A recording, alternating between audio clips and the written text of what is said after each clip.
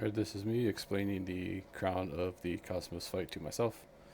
Um, Normal, I don't really know what's going on, but it's too trivial to really have to execute mechanics. And heroic, we need to execute mechanics, and I was really confused, so I did some research and tried to explain the fight to myself, and it helped me, so maybe it will help others. So this is raid plan IO. This right here is first tab right here is the pre-pull. So have the bosses Morium, Demior, and there the guy's name is Vorless. Um, I got kind of this stuff off Dratna's videos. This is kind of what they did. It's really similar to what we do. There's a couple differences though. As you can see over here, they start with Morium, but they also start tanking Vorless off the start, instead of going to Demiar like we do. So it's for this people. Probably a gateway is good to help with the silver strike arrows. I don't think anybody will use it, but you never know. So on pull, it's kind of what we do anyway. Everything Morium's going to pull him up here to this inner ring. He's going to keep him away from Demiar, so you don't get hit with interrupting shout totem, whatever it is. We're not taking damage from that. We're not getting locked out of spells. We're staying away from him. So keep Morium kind of over here, maybe even closer to this little crack right here. So on pull, healers and ranged are going to go right down here, and the reason for that is we need to bait some mechanics. So the first set we're going to get is, actually let me go back. And so the way they did it, I guess the way the Pop-Tart Corn Dog did it is they put a tank over here and they put a healer over here. I don't quite know exactly. I guess his job is to keep him alive and run back and forth and triage over here. I'm not sure exactly how they executed it exactly, but that's why this healer's over here. So anyway, on pull, so first set of mechanics is going to be the obelisks, which are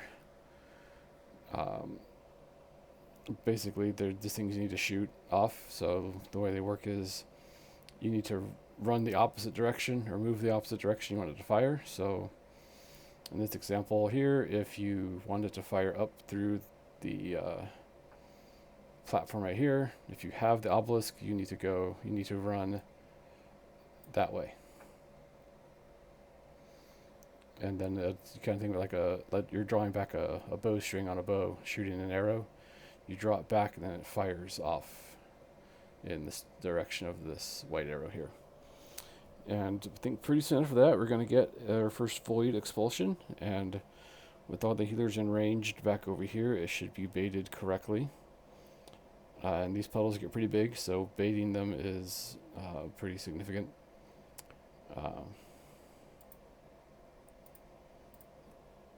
Delete that. And then once that comes off, we'll get two more. Those can be placed. So we probably want to place them back here because we're not going to be going back this way. You don't want to place them up. We don't want them up here because the tank's going to need to eventually run that way. So we don't want to put them there, and we don't want to put them over here because we will be running that way. So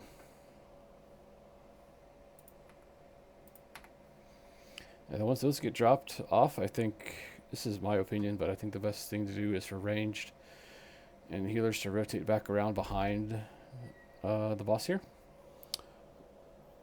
So that way we get all the void droplets. This is pretty soon into the fight, so you get all the void droplets are coming from the center. I believe they come from the center. They'll all be running into the boss. The tank can pick them up, get aggro on them, hold them, and we can cleave them down. And then sometime about doing these three when these other two void expulsions come out, these will actually go off also. So And then it brings us into the first set of Silver Strike arrows. I think at this point in the fight, it's imperative that Morium get hit with one and only one of these Silver Strike arrows. And the other goal is to hit Vorlius with the other one. That's kind of why I suggested the gateway pull or pre-pull. So that way someone does get it, they can, maybe get through the gateway. Maybe they're a little slower class, they can get through the gateway and get their arrow to hit Vorlius. If it doesn't hit Vorlius, it's not the end of the world, but absolutely must hit Morium. That is the most important thing with this particular set of arrows, is to hit Morium with one and only one arrow. And then once those go off, we'll get another set of obelisks. Probably for this set and every other consecutive set after this, it's probably best to just point them back towards the void puddles, because no one should be standing there. And it's not nice and clear. Should be a nice and clear area to fire them off at. And then after that, things get a little complicated. Morium should be dead or almost dead by the time those obelisks go off. And so the way Pop-Tart Corndog did this swap here, this is kind of what I'm deducing from their video. As soon as the second set of Silver Strike arrows come out, or maybe even like a second or two before, the tank who is tanking Vorlius moves over to tank Demiar, because Demiar is going to have a big stack of Echoing Darkness by this point, and someone needs to be in melee range to stop it, and the only one who can survive that probably at this point is going to be a tank. So this tank moves over here, takes his Void Droplet army with him, stops Echoing Darkness, and actually let me go back. After these go off, after these come out, ranged and healers can kind of cheat up here and get kind of pre-positioned for the Silver Strike arrows. Because after this set has to get, if we didn't get Vorlius the first time, we have to get him this time, and we absolutely must get Demiar. So if we can kind of cheat our way up there, that would be, I think, ideal. Because Morium is close to dead by this point. The Void Droplet's probably gathered up. It's not a whole lot going on. There's no need to really be behind him at this point, I don't think. So move up here, cheat, get up there, and then when the arrows come out, you're in a lot better position. You're close to the center, so you can rotate around. Demiar has to be hit, because he's where we're moving next to DPS, so he has to be hit with this arrow. Vorlius, I think he could technically maybe not get hit, but he pretty much needs to get hit with this one also, I think. And so anyway, so like I explained before, as soon as the second set comes out, or even a little bit before, this tank moves over to tank Demiar and stop that Echoing Darkness. Then whoever has this arrow, you get one on Demiar, and then you get the other one on Vorlius. These arrows are a good time too if you play a fast class, to use your speed to communicate where you're going, or if you're comfortable talking in Discord, to talk and say, hey, I've got this guy. That'll help, I think, make that a little better. And so then we move into position for Demiar. Again, ranged and healers are going to hold back here. I think that's the best hold back here, to bait and position these Void Expulsions. And once they go off, again, I think it's better at this point to rotate them around behind the boss, so that way you get any Void Droplets, they all kind of go into the boss. Don't have to worry about, aggro issues or weird things like that. And then we'll get another set of obelisks. Again, I think point these back towards the void. expulsions. This big purple stuff's probably the best. Hopefully we don't need to hit any more arrows on bosses. So you can just shoot these off the edge, make sure they don't hit anybody.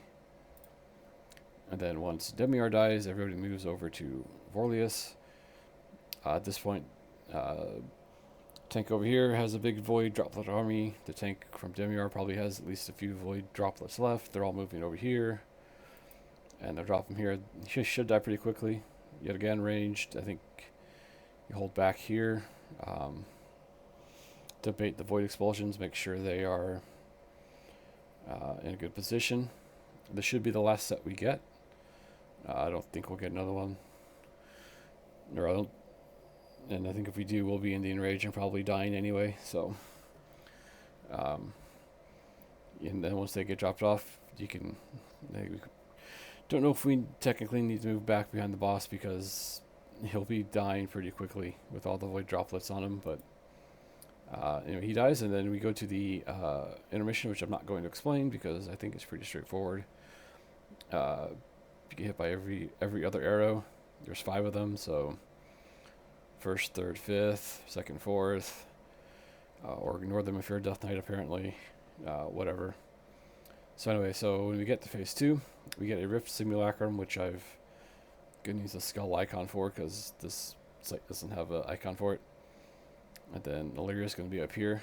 I think we did it this way on all our pulls. That's also how Dratnos' guild did it, so I think the initial positioning is good for us. I think range need to be up here in the corner, maybe even on this iceberg, to bait the void expulsions, which is going to be the next set of mechanics. So it's a little confusing, but basically we're going to bait. This thing's kind of is all going to happen kind of quickly all at once. So we're going to bait, the range is going to bait 1 void expulsion, hopefully way far in the back here. Then we're going to get 2 more. They're going to get dropped off in the back. And then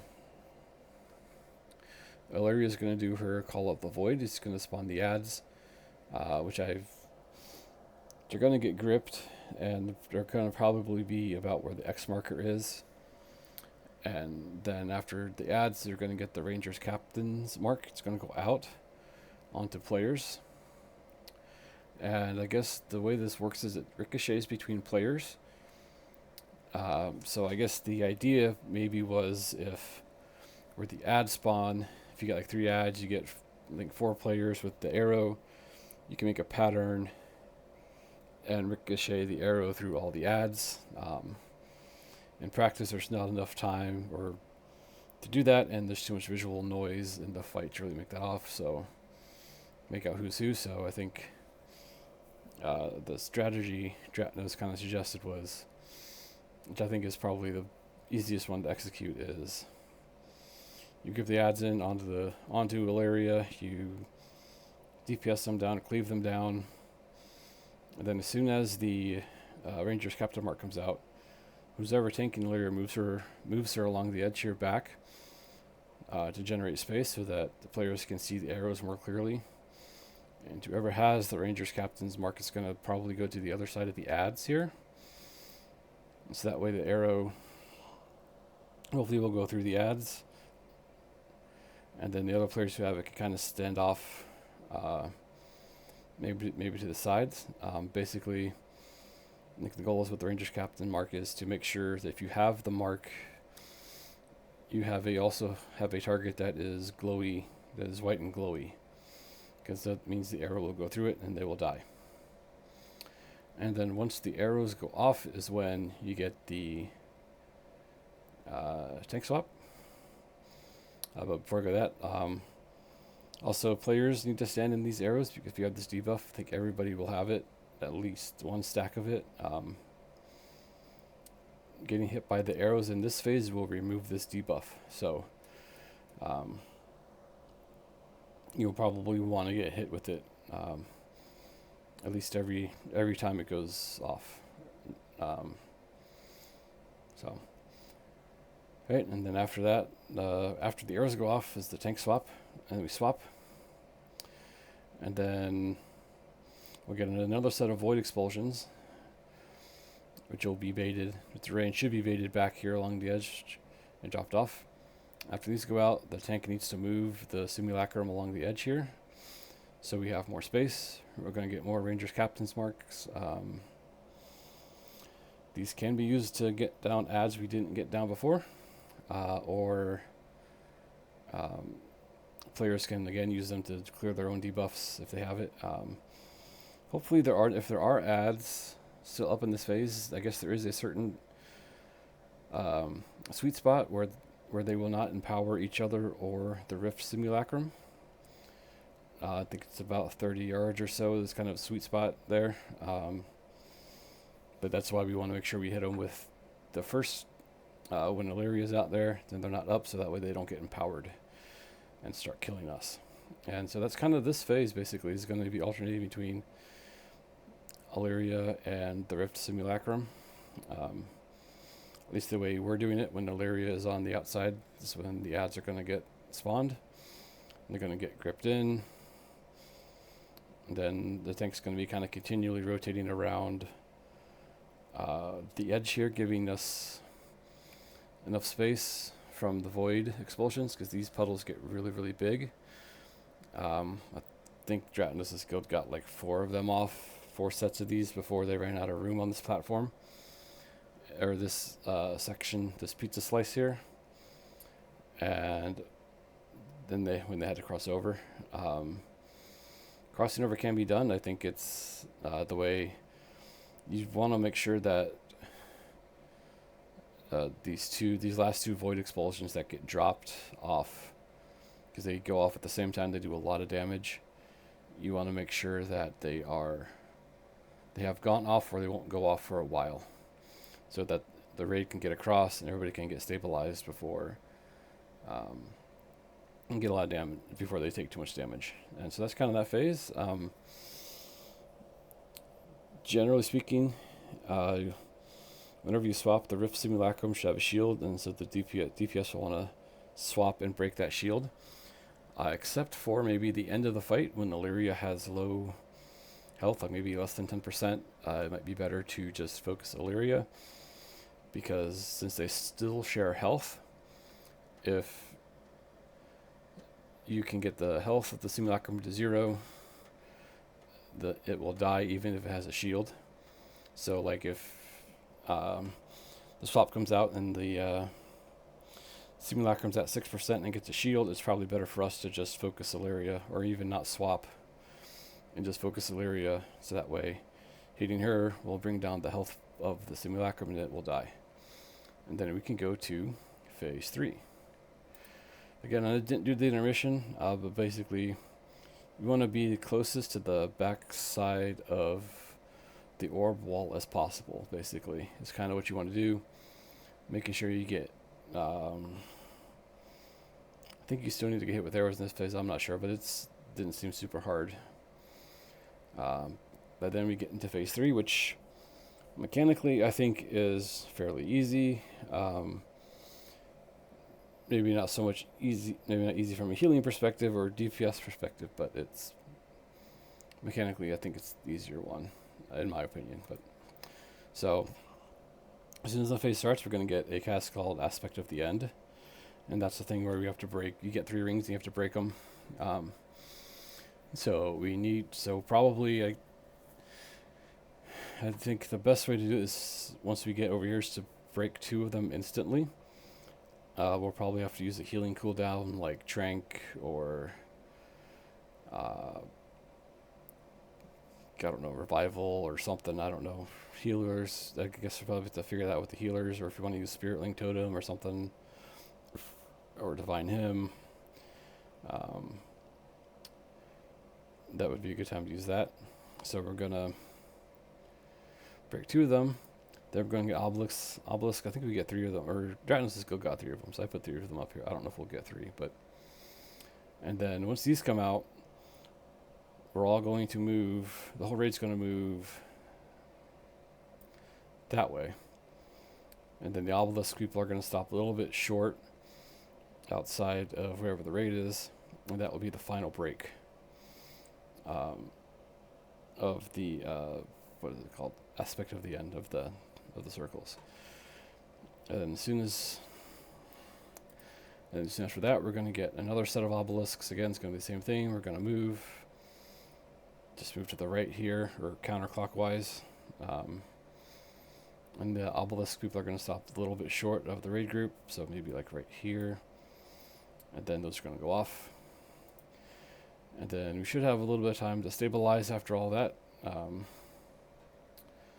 And then we'll get another set of obelisks, and it's going to be the same thing, just kind of move, and the obelisk people stop a little bit short of the raid group. And then ideally, I think we have Alleria kind of right here on the edge, because it would make the feather spawn more convenient for people. But if for some reason we're not, we can always use the gateway to get across. But anyway, this is going to be the same way this platform started. Basically, we're going to get aspect of the end. We're going to have to do 2 breaks before the obelisks, and then the final break is going to be with the obelisk people. And then after that, we will port over to the next platform, and then the whole phase will repeat again. And hopefully we kill her before we run out of space. So anyway, so that's kind of how I understand the fight. I think there's a lot going on, and I think I found doing all this research helpful. So hopefully it was helpful also.